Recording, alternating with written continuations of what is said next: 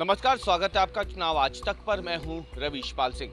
मध्य प्रदेश में भारतीय जनता पार्टी ने चुनाव की तारीखों से कई महीने पहले विधानसभा चुनाव के लिए 39 सीटों पर अपने प्रत्याशी उतार दिए हैं। ये पहली बार है संभवतः जब भारतीय जनता पार्टी ने चुनाव से इतने पहले अपने उम्मीदवारों के नाम का ऐलान कर दिया हो। जो राजनीतिक विशेषज्ञ है वो इसे भारतीय जनता पार्टी का एक बड़ा दांव बता रहे हैं। उनका ऐसा मानना है कि भारतीय जनता पार्टी ने इन सीटों पर उम्मीदवारों को उतारकर एक तरीके से उन्हें लंबा मौका दे दिया है चुनावी प्रचार में जाने का, और अपने जो विरोधी प्रत्याशी होंगे उनके सामने कहीं पहले ही अपनी जमीन को मजबूत करने का एक मौका है।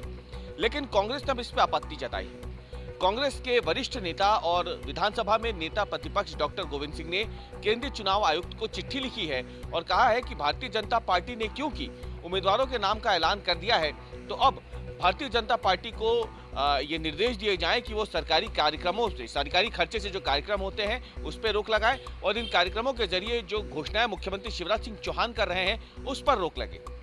क्यों कांग्रेस को आखिरकार ये कहना पड़ा, क्यों डॉक्टर गोविंद सिंह ने जो नेता प्रतिपक्ष हैं विधानसभा में, उन्होंने केंद्रीय चुनाव आयुक्त को चिट्ठी लिखी।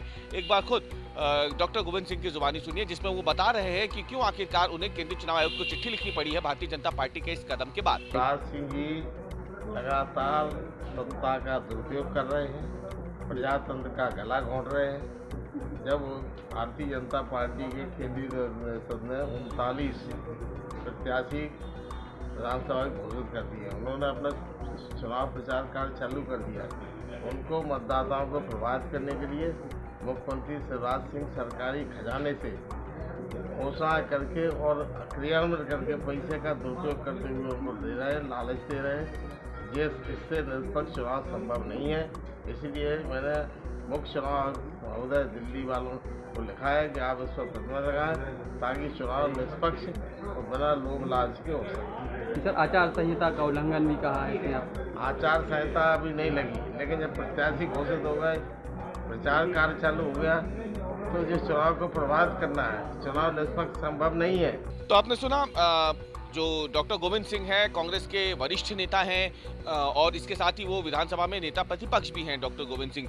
तो उन्होंने जो चिट्ठी लिखी है उसमें उन्होंने अंदेशा जताया है कि शिवराज सरकार जो है वो राज्य में अलग अलग जगहों पर जाकर कई बड़ी घोषणाएं कर रही हैं, और क्योंकि मध्य प्रदेश में भाजपा ने 39 उम्मीदवारों की पहली सूची जारी कर दी है, इससे चुनाव की तैयारी भी शुरू हो गई है।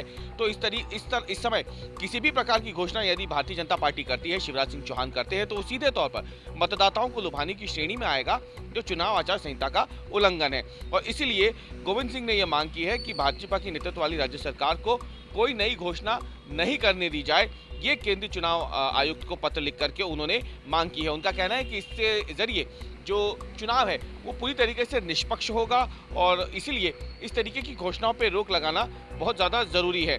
तो इसके अलावा मुख्यमंत्री शिवराज सिंह चौहान भी क्योंकि लगातार अलग अलग इलाकों में जाकर के घोषणाएं कर ही रहे हैं, तो कांग्रेस को भी कहीं ना कहीं ये लग रहा है कि अगर इसी तरीके से घोषणाएं लगातार जारी होती रहेंगी तो जो उम्मीदवार हैं उन्हें काफ़ी ज़्यादा लंबा वक्त मिल जाएगा अभी आने वाले दिनों में जनता के बीच में जाकर के इन घोषणाओं को सामने रख करके अपने लिए एक वोट बैंक बनाने के अवसर के तौर पर इसे देखा जाए।